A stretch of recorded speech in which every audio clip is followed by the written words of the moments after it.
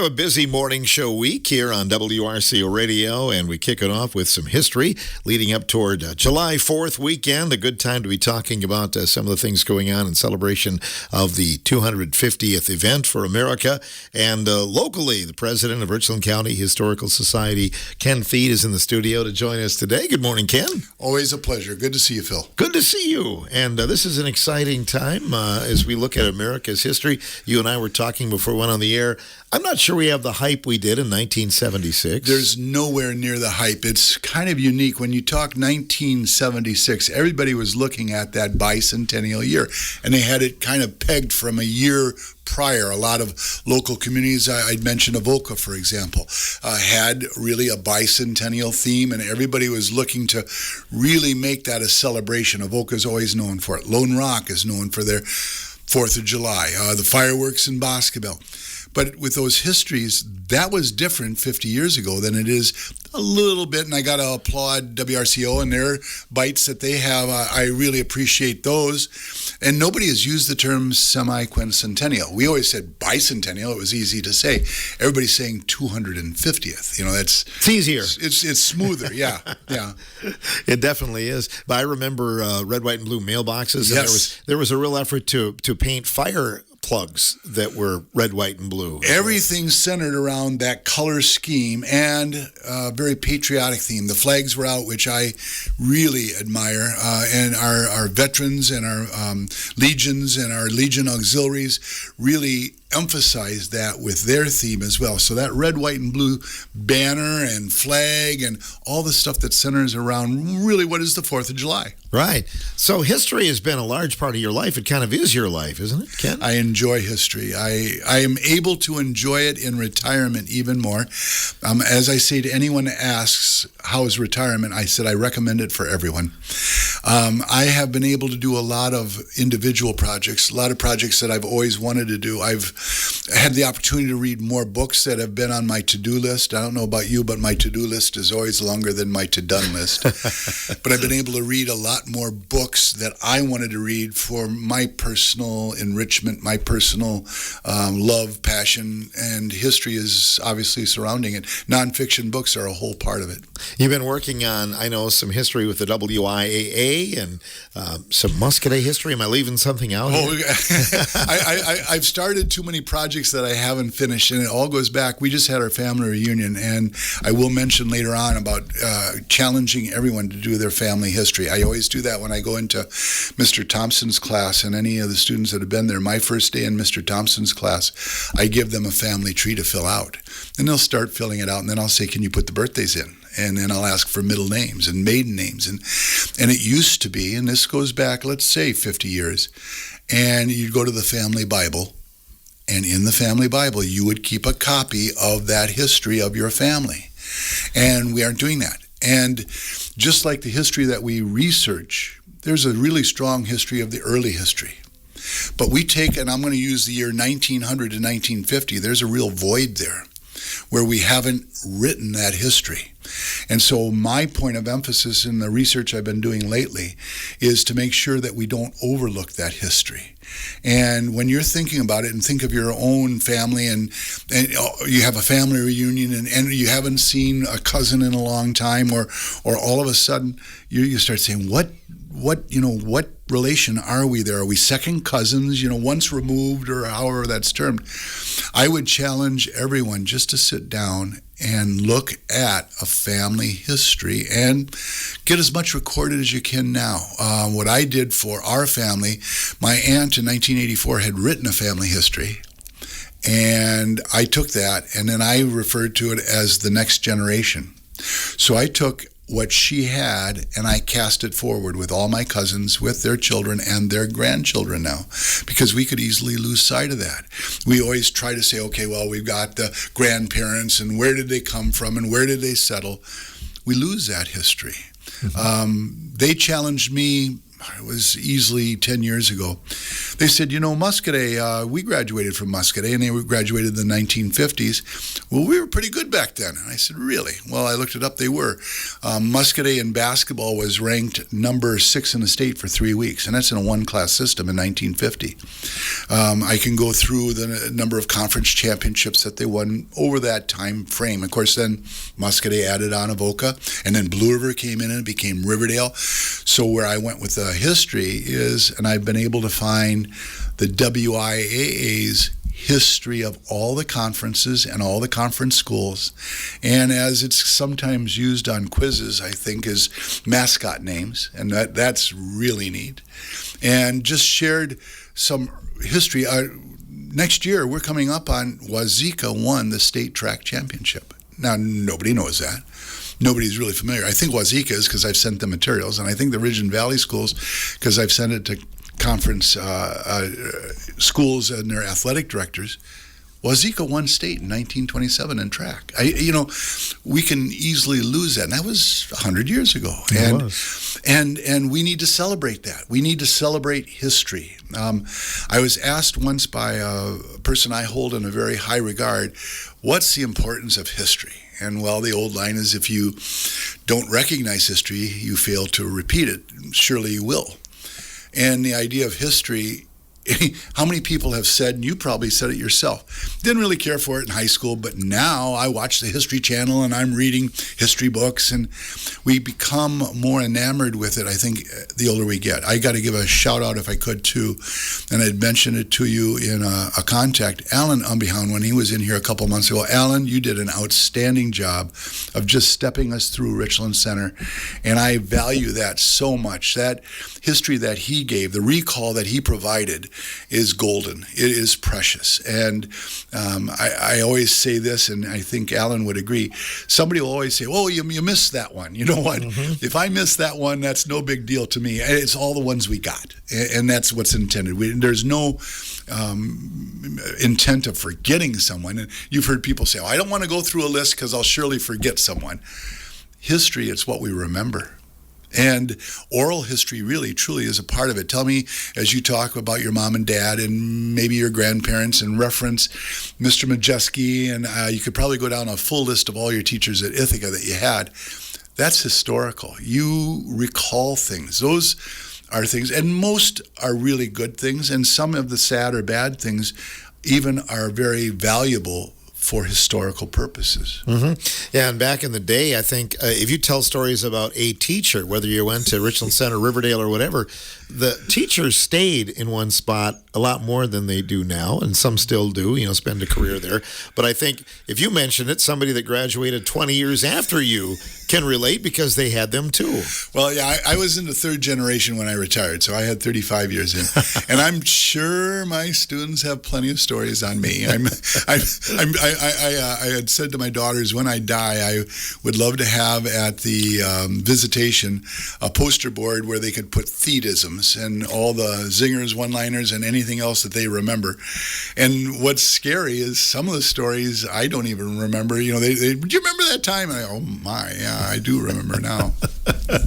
Well, Alan did such a remarkable job recounting all of the businesses in Richland Center. Can you do that in Muscadet? I'd like to say I can. I'd like to say I can with the help of colleagues. I've really taken on Muscadet with this reason.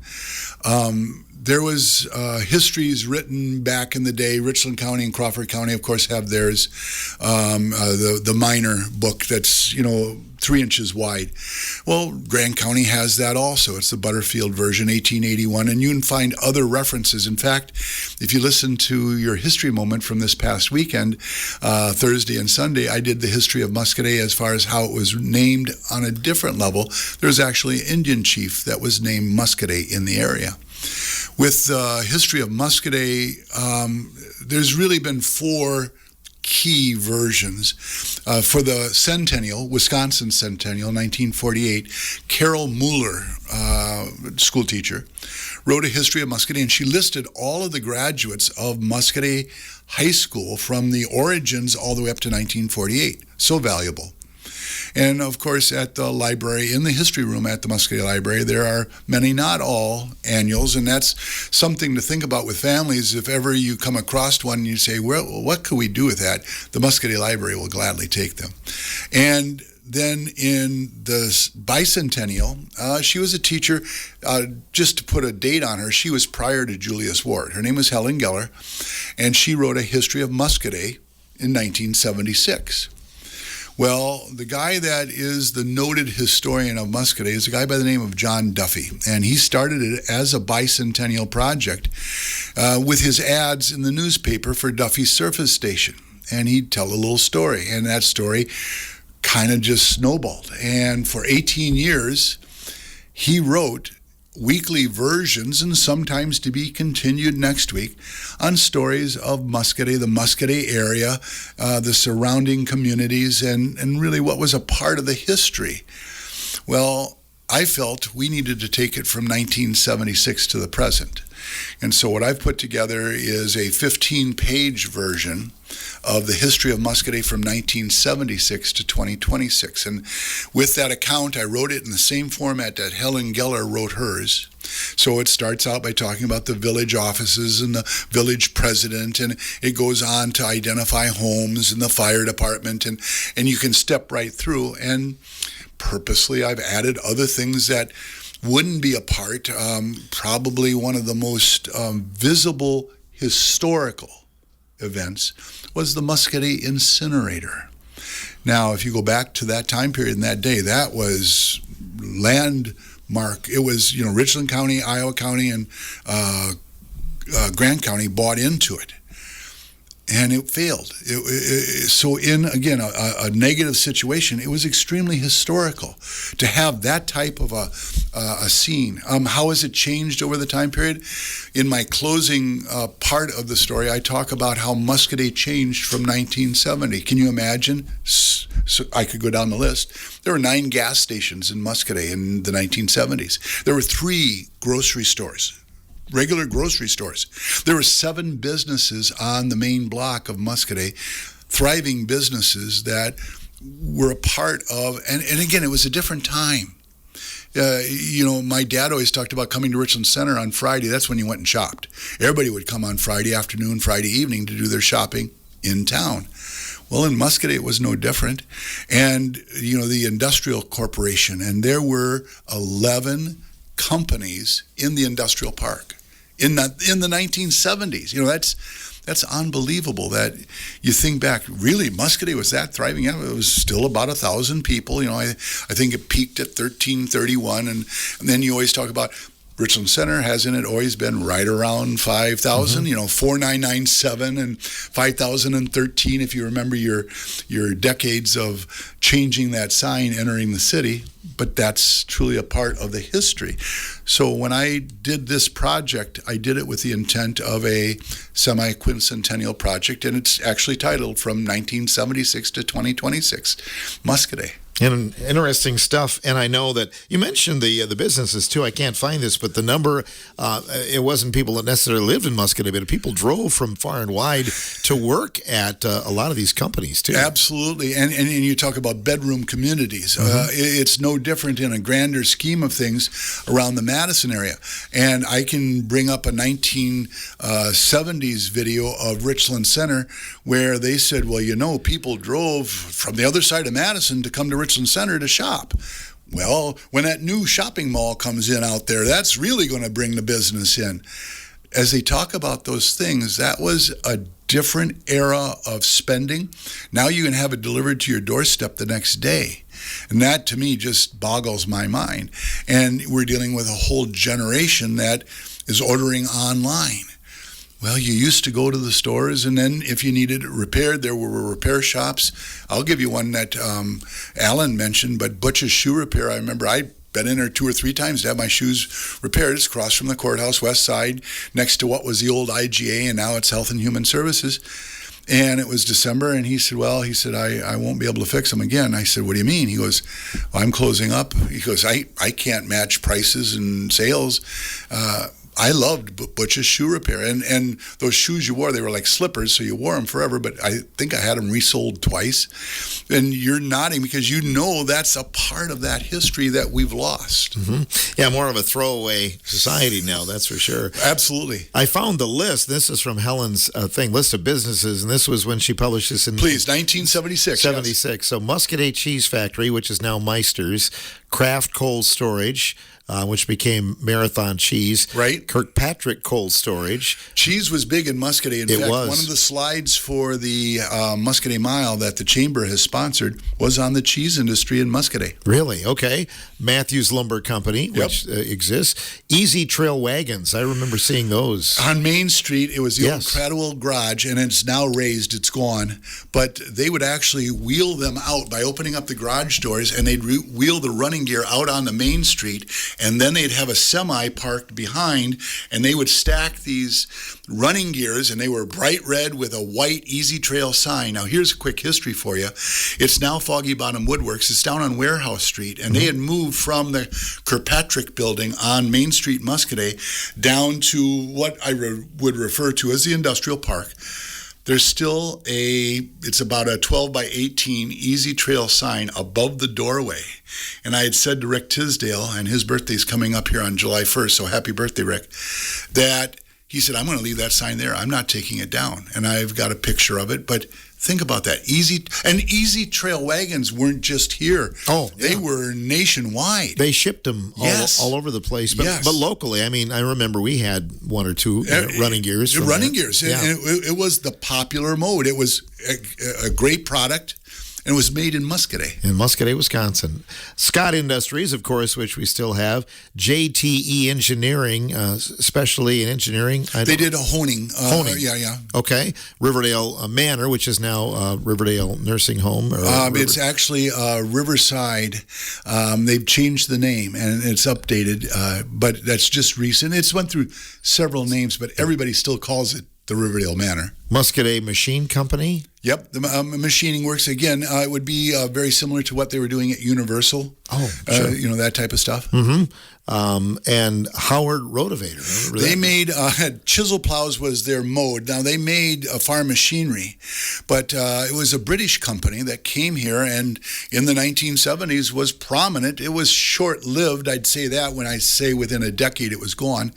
But they made chisel plows, and they'd never had chisel plows before. You had the old plow pan, and of course, the farmers will tell you the chisel plow would go down deeper, and it would break up that plow pan. And for farmers, it was very prominent. Now, what do? No-till. No-till is the way to go. And let's agree to two things. First of all, the seeds in today's world is so much more refined. I've got to give a plug to my neighbors. They just do a great job farming, the Meese boys. And I say the Meese boys, and they're in their 40s. And their dad is older than me. I go across. I'm going to do it on the 4th again, guys. Just so you know, they farm my fields, and I'm very appreciative of the job they do. But I walked out last year on the 4th of July, and you've heard the line "knee high by the 4th of July," and that was where you took the leaf and you pulled it up, and you'd hope it'd get to your knee. And I'm a little bit taller, but if you could do that. Well, I reached up, and I'm a fairly tall guy, and I could not reach the top of the stalk on July 4th last year. Now, we'll see how it is. It's not quite as far along, but that just speaks to the quality job that they do in their farming and making sure land management and the production that they're creating. So, Justin, Jeremy, you guys do an outstanding job. You sent a picture of Muscadet circa 1971, and it's a photo shot down the main drag there. But it brings back a lot of memories because my Uncle Frank rented the apartment by the shoe store. Oh, sure. In conjunction with the shoe store. Rietz's shoe store. Rietz's shoe, yep. It was actually a house, and Nordy and Faye Rietz, and Rod, you're probably listening, I hope you are, and his folks ran that shoe store, and of course there was living quarters there too. But that was there were 3 houses there, actually. One was the post office for a short time. Of course, Reed's Shoe Stores is there.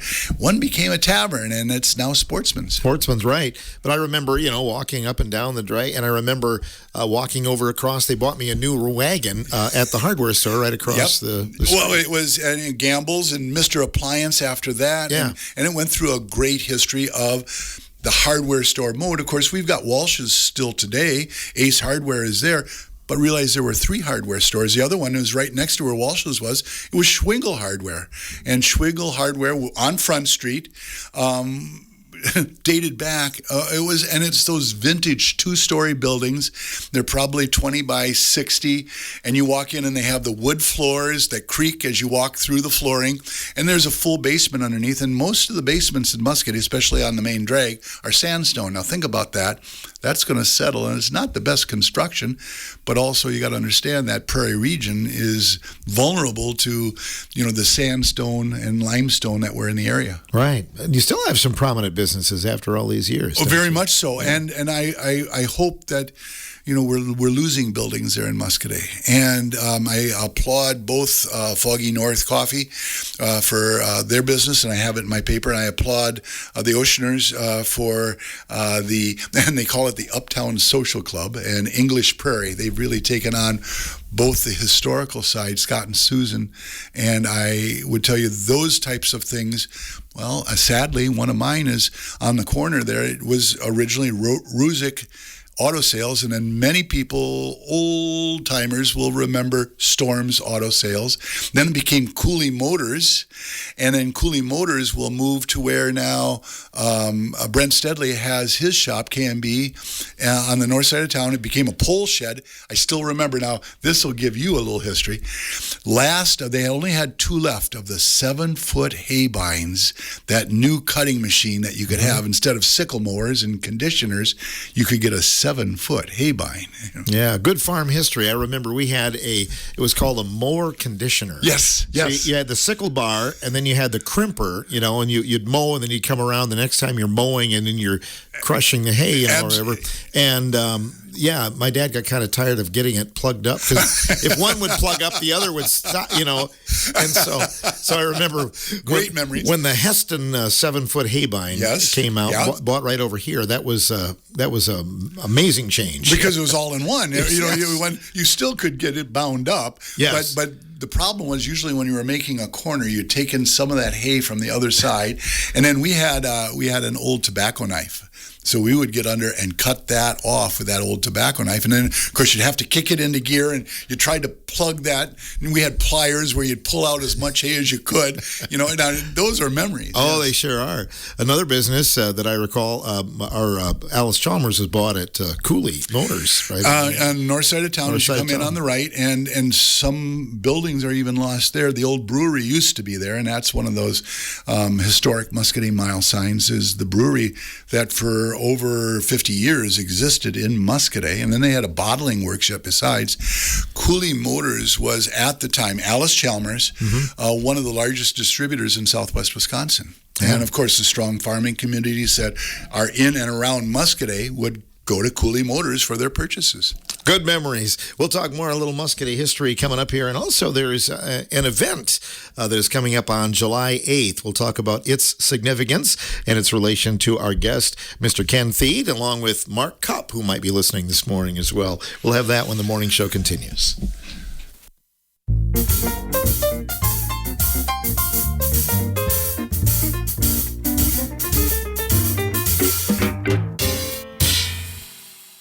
It's fun to talk history on the morning show today. Ken Thiede is in, representing Richland County Historical Society. And as mentioned, a special event is coming up on July 8th. Ken, what's the significance of July 8th? Mark your calendars. It is 5 o'clock, July 8th. It'll be the Cradwell Memorial Building is there on Main Street, Muscatee, and credit needs to go entirely to Mark Kopp for coming up for this.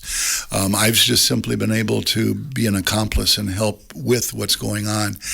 We're planning to do a reading of the Declaration of Independence, which in a historical sense, it was actually July 8th. And you can argue, well, it was obviously read on July 4th, and it was sent, but it wasn't received for quite some time. There were 3 communities in colonial America where on July 8th, the Declaration was read to a crowd at the town square. And so Mark has put together a program. It's a brief program. It really should last about 15 or 20 minutes, but we've got a few more accomplices that are more than willing to help us. If you've got that vintage picture of the Spirit of 76, we'll have a fife and drum and flag bearer there. And thank you to Chris Simonson and Jason Troxel and Canada Killam for contributing to that. I need to give a shout out to Andrew Sharp, who's going to help us out with outfits that would be time period and relevant. The American Legion is going to be there and present the colors. We're going to have a brief introduction. There'll be some colonial music played, and thank you, Chris, for organizing that. And then we'll have a reading of the actual Declaration of Independence. We'll have a large copy there. It'll be a photo op if you'd like. Maybe it's just a historical event. There'll be light refreshments that follow. The program, again, 15 to 20 minutes, but it's symbolic. It is symbolic for the 250th. It's the celebration of the Declaration of Independence. We have put together that concept, and again, credit goes to Mark and all he has done, who is a lover of history. He's very passionate about history as well.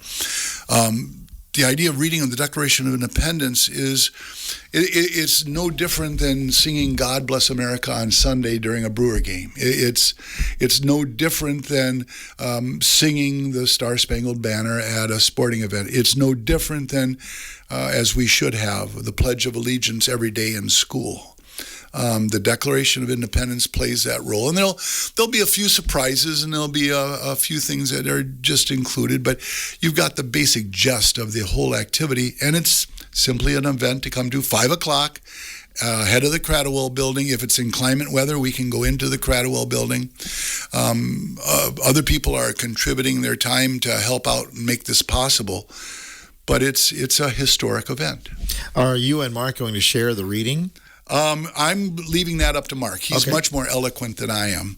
I'm going to be the guy that introduces it. And so with that being said, mine will be brief, probably a couple minutes. And the actual reading, that's Mark's shtick. He's going to take care of that. Interesting. And then you'll have some refreshments afterwards? Light refreshments. And if you want a photo op, I'm more than willing to be in a picture, because with my attire, I hope I'll have a vintage colonial look to me, as will Mark. And the idea of that fife and drum and flag corps there with the three guys, Chris and Canada and Jason, those are photo ops, if you will. It's no different than standing behind that little 4x8 and sticking your head through the mushroom fest. Well, we'll be there. If you'd like to get a picture with us, you certainly could. How long will the program last? If it goes more than 20 minutes, again, the reading will not be overlooked, but it's going to be a very concise. The brevity is with the purpose of the symbolism of the event. It would be, if you took it back and you can read, John Nixon would have been the reader of the historical document at the time, and he was part of that Colonial Congress, the Second Continental Congress. And that reading in Philadelphia, if you will, was a way of communicating to the people. You got to understand, there's no cell phones back then, and just the idea of a way of communicating with people. You'd go to the town square, and hear ye, it is going to be a common part of our history in 2026. So long ago, but so important to remember all of those things. And as I mentioned, all those other things that tie in with the flag, and Muscatee is blessed with the support of the Legion. You drive down Muscatee's Main Street, you're going to see flags all the way down Main Street. And thank you to the Legion and to the Muscatee Utilities who make sure that those flags get up. That's a part of any community and what would be their history. So to do that in Muscatee, it's just a little bit, we're going to have fun with it, to be honest with you. And why? Because it's a historical event that we can enjoy. I wonder if other communities will be doing it that day. I would hope so. I have not heard of any, and that's why we're getting the word out. And Mark put together a press release, and I know you'll be promoting it here on WRCO. Thank you for that. The idea of doing it, it's not just a one-time thing, but this one for the 250th, is certainly significant. It was, and it's, if you were to go to AI and Google it, there's communities that do a declaration of independence, but, granted the pledge, and of course that changed when they added, under God, it became important, but we kind of overlooked that, and just the reciting of the Pledge of Allegiance becomes almost mundane, and we've got to remember that's very significant. I'm very appreciative, your hand over your heart and remove your caps, and the idea of the singing of the national anthem, the playing of the national anthem is symbolic in and of itself. The importance of the flag, and yeah. The other hat that you wear, of course, is with the Thiede School, and that came in during the year of 1976. So we're coming up on that weekend, July 5th. You're looking at 50 years, and so much credit goes to the committee. I'll mention two names, not to overlook others, but Kent Hauk was in charge of that. He took that on as the bicentennial chair, and a history teacher, some will remember, Alan Schaefer was a leader in that. I would be amiss if I didn't give credit to Dr. Jerry Bauer and all he's done over the past 50 years for the Thiede School. But that's a part of our Thiede Breaking newsletter. It will be the history moment next week after Henry Segrist is a part of that, and so much of that history will follow as we go. Henry Segrist is next week's history moment, but then we'll have the fact that it started off your June history moments was the 50 years, we opened up, and Thiede School, of course, will be open 1 to 4 on Sundays through September if you'd like to stop out and visit us. How is the season going this year? It's off to a very nice start for us, in so much as we've got some machinery there, and the ag exhibit is coming along. We've got a showcase that used to be in the old high school. We're a work in progress is the way I'd phrase it right now, because this year, more than any of the recent years, we're adding things. And the idea of the showcase is we'll now be able to display some books, some items that we really couldn't put out. You had mentioned the other day about jacks and having that rubber golf ball to toss. Well, you put things like that out, and they have a tendency to disappear. Same thing with marbles, which was a big part of rural schools and the importance of the rural school setting. Of course, if you had that cat's eye, that was the best one. But even the colors are important, but you can't really set those marbles out because they have a tendency to disappear. We've tried to frame a lot of stuff to really make it look like a museum, and I'm very proud of that. But that showcase, as we start to put things into it, more relics is the term I would use, and I'll be in touch with Crystal Foley, and she's on our board, and in fact, she just hosted this last Sunday. Thank you, Crystal, and Keith and Rob, who've already hosted, and I know Jay and Paul and Nick will as well. We rotate, and we do it in a rotational basis, and it's if you do 2 Sundays, and it's kind of fun just to be there for a while. And so I hope I was at the dairy breakfast, and 2 different students who were there in field trips mentioned the old water pump. Of course, you can take a drink from it if you'd like, and we do need to redo the outhouse. It's getting a makeover, if you will, a little paint job and some new boards put on. The idea of the ag exhibit is really a plus, and so we now have machinery there. The signage is being made, and thank you, BNL Signs, for the quality job you do. The idea of a little bit more is being added. You're going to hear also this summer, I'll give you a lead-in to a fall one that I'd be happy to talk about, is there's going to be some historical signage on behalf of the Richland County Historical Society. It'll be our project that we're putting around the county.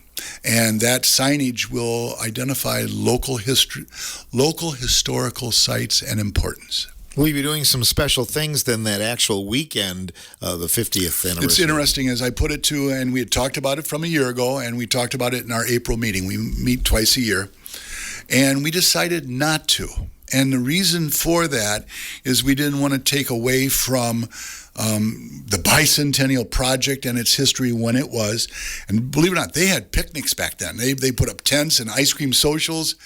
And we've taken more of a somber approach and just kind of take it all in, just enjoy the school. And so we're hoping you'll come out and visit us sometime. That was the line that Dr. Bauer always said. But we're not going to have anything dramatic as a part of our celebration. We're going to kind of just take a very calm, casual approach to it. When you walk in the Thiede school, what still wows you? It's funny, Phil, because I'll work 4 Sundays during the summer, and I stop out there at least twice a month just to stop. I can honestly tell you, every time I walk in the place, I pick up something new. Now I'm there. I've seen all this stuff. The one that I always tell the students when they come, and we've got well over 500 books there. I have yet to go through all of them.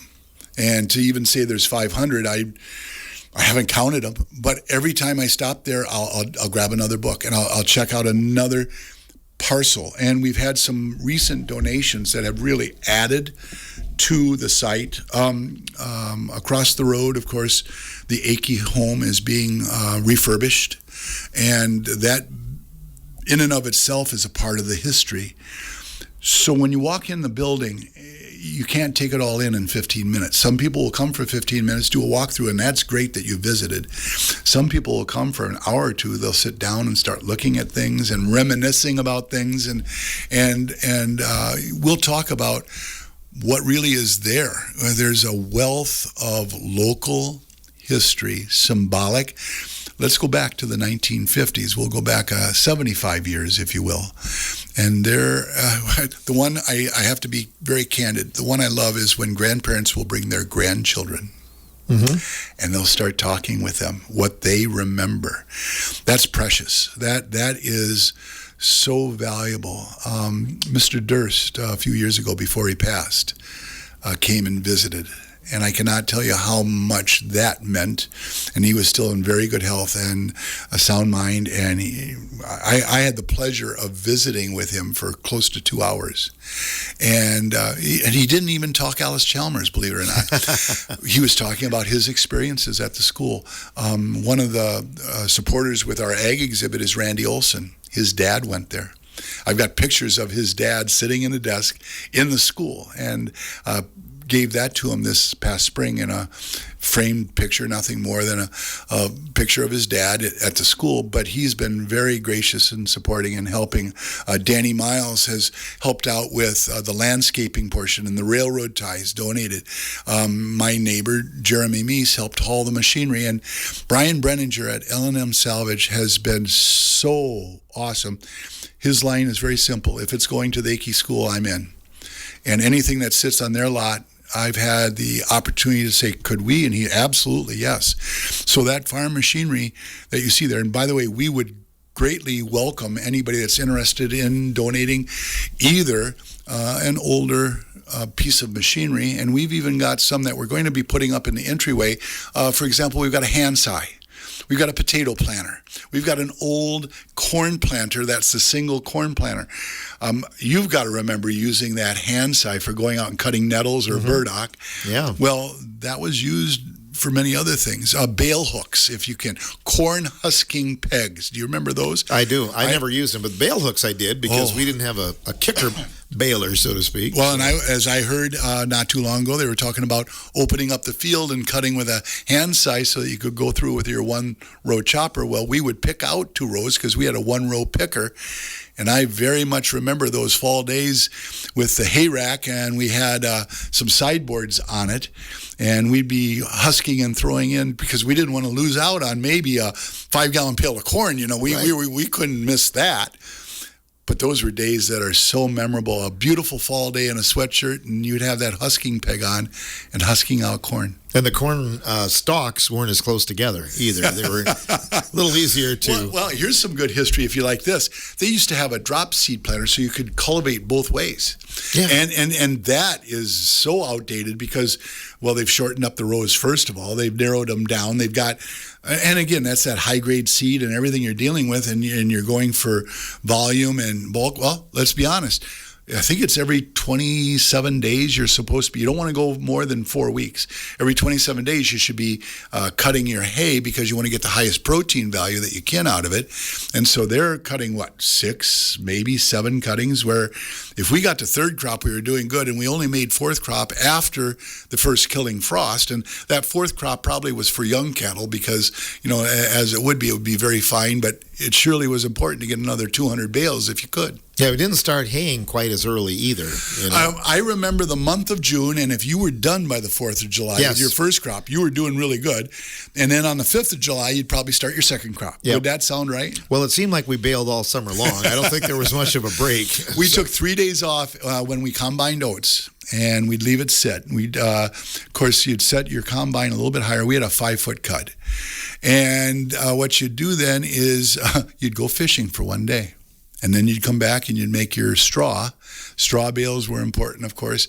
And the idea of clipping it wasn't quite as tough to get out of the box stalls, when they get packed in. And we would make corn fodder bales, small squares. That's a Thiedism. We've got too many young people that haven't had the opportunity to throw small square bales of hay. And you've got to remember, if you could get 500 bales up in a day, you're doing good. You're doing well. Yeah, absolutely. But yeah, baling the straw was always a dirty job too. Usually, if you go to take a bath or a shower afterwards, it was brown dust. It was brutal. Yeah, exactly. So yeah, and the other thing, when you take school kids and their groups through Akey School, one of the things that I've heard is they're enamored by the outhouse. And it's a 2-seater, and without getting too graphic, there was opportunities there, where you could go and sit and visit, and if I were to go there for just a second, you got to remember the Montgomery Ward's catalog, because that was usually there for two reasons. One was to read, and the other was to use the paper product, as it were. Right. But yeah, I was talking to my kids about it. They were appalled that someone would be sitting right there by you at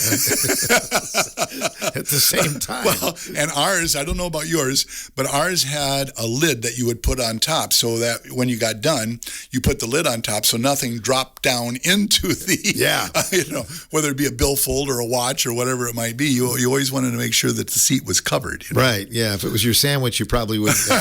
Oh no, heavens no. And those are things that we miss out. And we have porta potties, granted, that's the more modern convenience that's there. But just to remember those things. The kids will always talk about that. The games that they played at recess, we didn't have handheld games. Tell me you didn't hear this line. You guys are outside till the yard light comes on, because you'd play outside. Or you're outside until supper's ready. We'll call you when supper's ready. I was talking with a friend yesterday, and I said, a day like today, because we had that rain shower that came through, I said, this would be a perfect day to go up into the hay mow and restack some of the hay. Sometimes you just threw it into place. We didn't restack the hay. We went up and took a nap up there. I mean, you want to talk about a great place to take a nap. It was in the hay mow. If it was cooler. Now, the next few days... I would not want... we were up there those days. Sure. I'd usually go through about a half gallon of water in between every load. I was talking about the contrast. You'd be in there and how hot it was. You'd come outside and it was probably 95 degrees, but it felt, it's so cool out here. And it was worse on the hay rack, because if you had air moving, that would be great, okay? But if the air wasn't moving, that sun beating down, and you're pulling out, we had a bale fork that we would pull out from the baler, and stacking that hay. And of course, a good load was 5 high. And tell me there aren't enough hills around this area that you had to know how to stack a good load of hay. I was talking with a friend on the hay too, if we made it a little wet, because I saw several farmers out as I went to the Casanova dairy breakfast yesterday who were trying to get those round bales made before the storms came in. And if it's on its own moisture, it's not going to catch fire, and it probably won't mold. But you don't want to make wet hay.